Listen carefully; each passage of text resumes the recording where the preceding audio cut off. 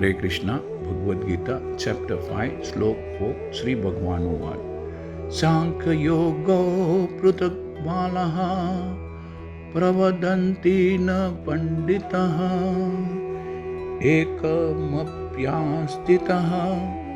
सम्यग् तु भवोर्विन्दते फलम्।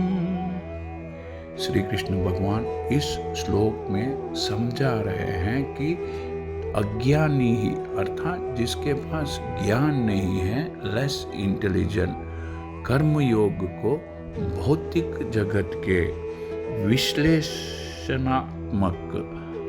अध्ययन अर्थात एनालिटिकल स्टडी, जिसे सांख्य योग भी कहते हैं, उससे अलग है। अर्थात जो ज्ञान में नहीं है वह भक्ति को, कर्म योग को सांख्य से अलग समझते हैं, किंतु जो वस्तुतः दरअसल ज्ञानी है वह कहते हैं कि जो इनमें से किसी एक मार्ग का भली भांति अनुसरण करता है वह दोनों के फल को प्राप्त करता है।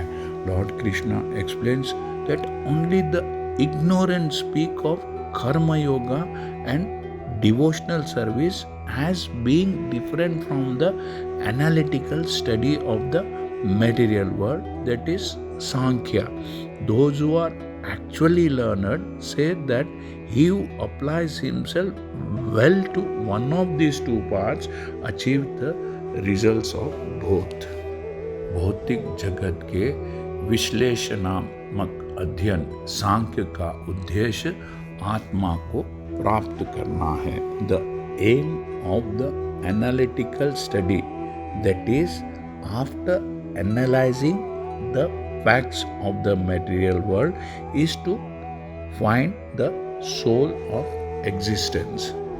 भौतिक जगत की आत्मा विष्णु या परमात्मा है। The soul of the material world is Vishnu और द सुपर सोल। भगवान की भक्ति का अर्थ है परमात्मा की सेवा। Devotional service to the lord entails service to the super soul.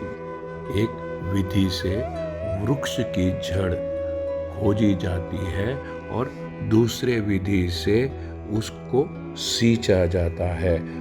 According to one process is to find the root of the tree and next process is to water the root.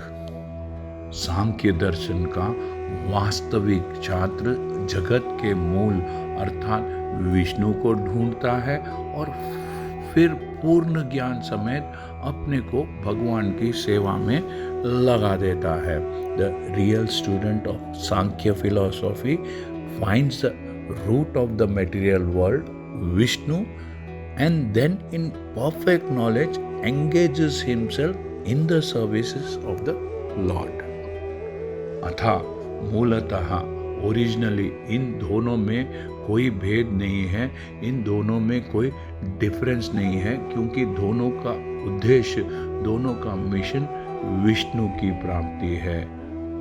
जो लोग चरम उद्देश्य को नहीं जानते वे ही कहते हैं कि सांख्य और कर्मयोग एक नहीं है, किंतु जो विद्वान है वह जानता है कि इन दोनों भिन्न विधियों का उद्देश्य एक है।